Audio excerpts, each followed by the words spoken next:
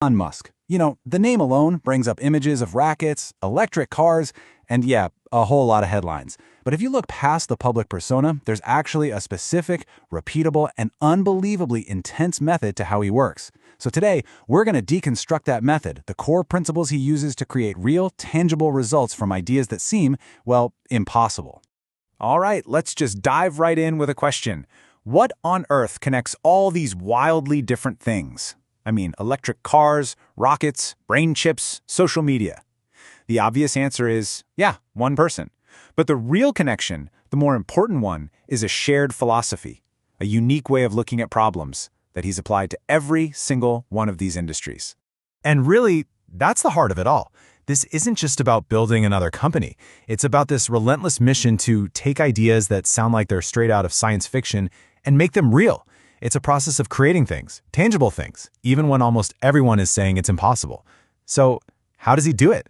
To really get the Musk method, you have to start where he starts, with a concept called first principles thinking. And listen, this isn't just some business buzzword he throws around, it's the absolute foundational tool that underpins everything he does, from SpaceX to Tesla.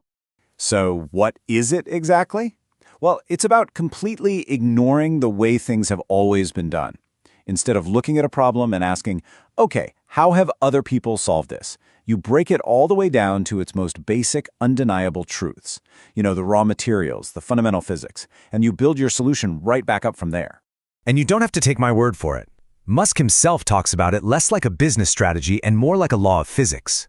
This quote he gave to Forbes really gets to the point. He calls it a physics approach. It's not something you learn in business school. It's about finding the absolute, unbreakable rules of a system and starting your thinking from that point and only that point. And this is where the theory gets real.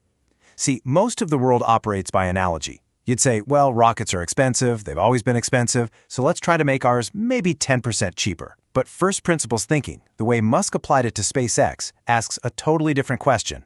It asks, what is a rocket actually made of? You look up the cost of aluminum alloys, titanium, copper on the open market, and you realize, wait a minute, the raw material cost is just a tiny fraction of the final price. And that huge gap between the cost of the parts and the final price, that, right there, is the opportunity. It's the exact same logic he used for electric car batteries. But, having a brilliant intellectual framework is one thing. Actually applying it in the real world, that's a whole different ballgame. The next piece of this method is an almost inhuman tolerance for pain, for hardship, and for very, very public failure. And this timeline, wow, it really shows the real-world cost of that kind of innovation. With his very first company, Zip2, he and his brother were literally sleeping on cushions on the office floor. Fast forward to SpaceX, and their first ever rocket launch was just a catastrophic failure, a fireball 41 seconds after liftoff. And then with Tesla, he famously called the Model 3 ramp-up production hell, a time where he says he didn't leave the factory for days. Failure isn't just a risk, it's a guaranteed part of the process. And this number really puts it all into perspective. 120 hours a week. I mean, it's an extreme, almost unbelievable figure that just highlights the personal sacrifice involved in trying to force a new reality into existence. So the key takeaway here is this. The method doesn't just need intellectual rigor, it demands absolute, all-consuming dedication. Which brings us to what is probably the most public, most chaotic, and most revealing case study of all, the acquisition of Twitter. This is where every single element of the Musk method was put on full display for the entire world to watch live. It all started with this absolutely staggering number, $44 billion. This wasn't just some casual investment. This was a massive, high-stakes, all-or-nothing bet to take complete control of what he kept calling the digital town square. And the process itself was, well, it was anything but smooth. It was a total roller coaster. He starts buying shares on the quiet, then makes this surprise offer to buy the whole thing, then he tries to back out, which gets him sued, and then he completely reverses course again and goes through with the deal. It was just unpredictable, messy, and in the headlines constantly. And the second the deal closed, bam, the method was in full effect.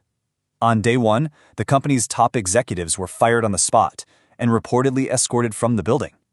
Musk's justification was that they were fired for cause, a move designed to avoid massive payouts and, more importantly, to send a crystal-clear signal that the old way of doing things was completely over. It was fast, it was direct, and it was absolutely ruthless. So why? Why go through all that chaos? Well, the takeover itself was never really the end goal. It was just the first, very dramatic step in a much larger, way more ambitious project that's rooted in that same kind of sci-fi thinking we talked about earlier. See, the vision was never just to own Twitter. It was to completely transform it into X, an everything app. The plan kicked off with a full rebrand to signal a complete break from the past. The next step? Integrate financial services, a little nod to his early days at PayPal. And the ultimate goal? To build a single, indispensable application for pretty much every part of your digital life. So when you put all of these pieces together, the intellectual framework, that tolerance for pain, the real-world execution, what does this method actually represent? Is it really a blueprint for innovation? Okay, so let's boil it all down one last time. It starts with a vision so huge it sounds like it's from a novel. Then that vision gets attacked by breaking the problem down to its most fundamental truths. All of this is fueled by an incredible ability to endure failure and hardship, and it's all driven forward by swift, uncompromising action. That, right there, is the whole method. And that really leaves us with the ultimate question.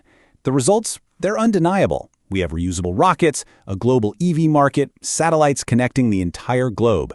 But the process to get there is brutal, it's chaotic, and it's incredibly controversial. So what should you take away from all this? Is the Elon Musk method a model for how to build a fantastic future?